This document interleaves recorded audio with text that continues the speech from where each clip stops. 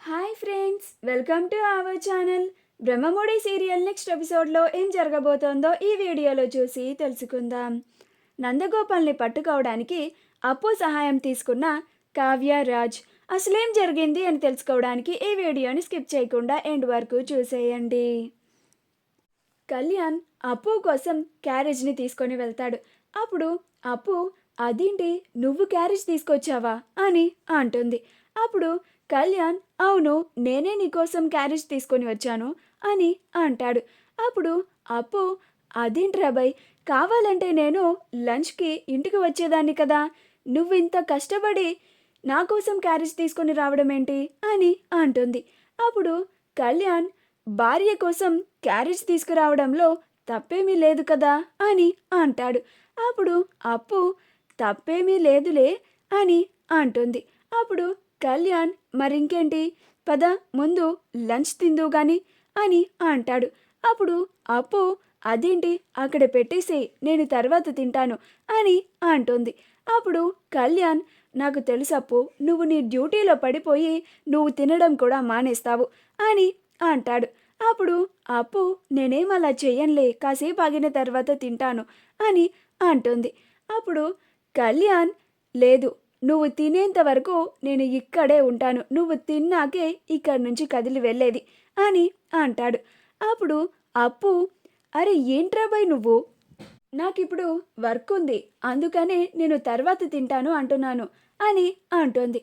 అప్పుడు కళ్యాణ్, లేదప్పు, నువ్వు ఇలానే అంటావు, పనిలో పడి నువ్వు తినడం కూడా మానేస్తావు, నువ్వు అలా చేస్తే నీ ఆరోగ్యం ఏం కావాలి అని అంటాడు. అప్పుడు అప్పు, ఒక్కరోజు ఒక్క పూట 1 గంట లేటుగా తింటే నా ఆరోగ్యానికి ఏమీ కాదులే, కానీ ఆ క్యారేజ్ అక్కడ పెట్టి నువ్వు ముందు ఇంటికెళ్ళు అని అంటుంది. అప్పుడు కళ్యాణ్, నేను వెళ్ళను, నువ్వు తిన్నాకే ఇక్కడి నుంచి నేను వెళ్తాను అని అంటాడు. అప్పుడు అప్పు, షబ్బా అని తన లోపలికి వెళ్ళిపోతుంది. అలా కళ్యాణ్ ఆ క్యారేజ్ని తీసుకొని అక్కడే కూర్చొని ఉంటాడు. అప్పుడు ఆ లేడీ కానిస్టేబుల్ కళ్యాణ్ దగ్గరికి వెళ్ళి, మీకు మీ భార్య అంటే చాలా ఇష్టం కదా సార్ అని అంటుంది. అప్పుడు కళ్యాణ్, అవును, మేమిద్దరం ప్రేమించి పెళ్లి చేసుకున్నాము, పెద్దలని ఎదిరించి మేమిద్దరం విడిగా ఉంటున్నాము కూడా, అందుకే నాకు తను, తనకు నేను, అంతే అని అంటాడు. అప్పుడు లేడీ కానిస్టేబుల్ కళ్యాణ్తో అది ఇది అని మాట్లాడుతూ ఉంటుంది. కళ్యాణ్ ఆవిడ అడిగిన ప్రశ్నలకి సమాధానాలు చెప్తూ ఉంటాడు. సీతారామయ్య వాళ్ళ గదిలో ఇందిరాదేవితో తన గోడుని చెప్పుకుంటూ చాలా బాధపడుతూ ఉంటాడు.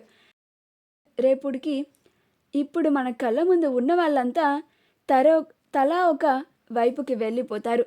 ఈ కుటుంబం అసలు ముక్కలు కాకుండా అందరూ కలిసికట్టుగా ఉమ్మడిగా ఉండాలి అని అనుకున్నాము, కానీ రేపు ఈ కుటుంబం ముక్కలు కాబోతోంది. ఇది చూస్తూ కూడా మనం ఏమీ చేయలేని పరిస్థితుల్లో ఉండిపోయాము అని బాధపడుతూ ఉంటాడు. ఈలోగా అక్కడికి కావ్య వస్తుంది. అమ్మమ్మ, తాతయ్య గారు, ఇద్దరు భోజనానికి రండి అని అంటుంది. అప్పుడు ఇందిరాదేవి, మేము వచ్చి అక్కడ తినలేము కావ్య, మా గుండెల నిండా బాధే ఎక్కువగా ఉంది, మాకు ఆకలిగా లేదు అని అంటుంది. అప్పుడు కావ్య, నాకు తెలుసు అమ్మమ్మ గారు, మీరు ఎంతో కష్టపడి కట్టుకున్న ఈ ఇంటి నుంచి వెళ్ళిపోవాలి అంటే మీకు చాలా కష్టంగా ఉంటుంది అని నాకు అర్థమవుతుంది, నేను మీ బాధని అర్థం చేసుకోగలను, కానీ మీరు ఇలా భోజనం చేయకుండా ఉంటే మీ ఆరోగ్యం ఏం కావాలి అని అంటుంది.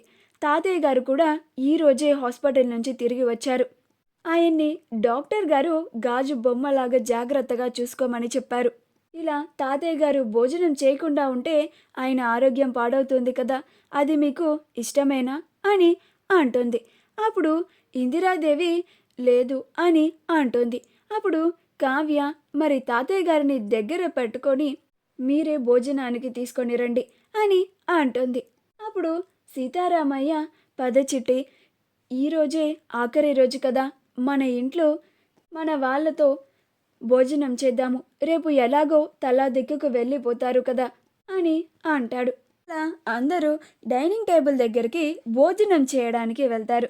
అందరూ ఒక్కరు మొహంలో కూడా సంతోషం లేకుండా అందరూ బాధపడుతూనే ఉంటారు. సీతారామయ్య, ఇందిరాదేవిలు ఇద్దరు తన కుటుంబాన్ని చూసి రేపు తన కళ్ళ ముందే ఉన్న ఈ కుటుంబం కనిపించదు అని చాలా బాధపడుతూ ఉంటారు.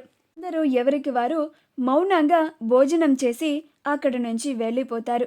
ఆ తరువాత రాజ్ బ్యాంక్ నుంచి తీసుకొచ్చిన ఆస్తి పేపర్లు అన్నీ చూస్తూ ఉంటాడు. అప్పుడు కావ్య, ఏంటండి ఇది? మనం కష్టపడి సంపాదించుకున్న ఆస్తి. ఆ నంద 100 కోట్లు ఎక్కొట్టడం వల్ల ఇప్పుడు మనం మన ఆస్తులన్నిటినీ బ్యాంకుకి అప్పచెప్పాల్సిన పరిస్థితి వచ్చింది. ఏంటండి ఇది? అసలు ఇలా జరగకూడదనే కదా మనం నిజాన్ని దాచి మనమే కష్టపడింది. కానీ ఇది జరగకుండా మనం ఆపలేకపోతున్నాము అని అంటూ ఉంటుంది. అప్పుడే కావ్యకి శృతి కాల్ చేస్తుంది. అప్పుడు కావ్య కాల్ లిఫ్ట్ చేస్తుంది. అప్పుడు శృతి, మేడం, మన స్టాల్ రెడీ అయిపోయింది. ఒకసారి మీరు చెక్ చేసి కన్ఫర్మ్ చేసి మిస్టేక్స్ ఏమన్నా ఉంటే చెప్పండి అని అంటుంది. అప్పుడు కావ్య, అలాగే శృతి అని అంటుంది. అలా శృతి వీడియోని కావ్యకి పంపిస్తుంది. అప్పుడు కావ్య ఆ వీడియోని చూస్తూ ఉంటే ఆ వీడియోలో కావ్యకి నందగోపాల్ కనిపిస్తాడు. ఆ వీడియోలో కావ్య నందగోపాల్ని చూసి ఆశ్చర్యపోతుంది. వెంటనే ఆ వీడియోని రాజ్కి చూయిస్తుంది. అప్పుడు రాజ్ కూడా ఆ వీడియోలో ఉన్న నందగోపాల్ని చూసి ఆశ్చర్యపోతాడు.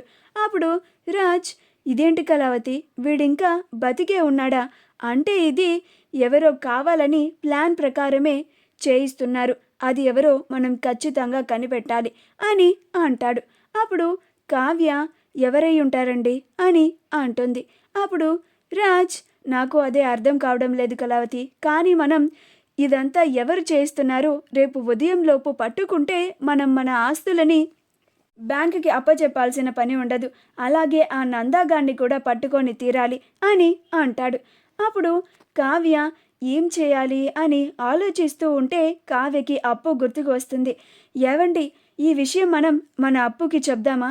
అప్పు ఎస్ఐ అయింది కదా, మనకి సహాయం కూడా చేస్తుంది అని అంటుంది.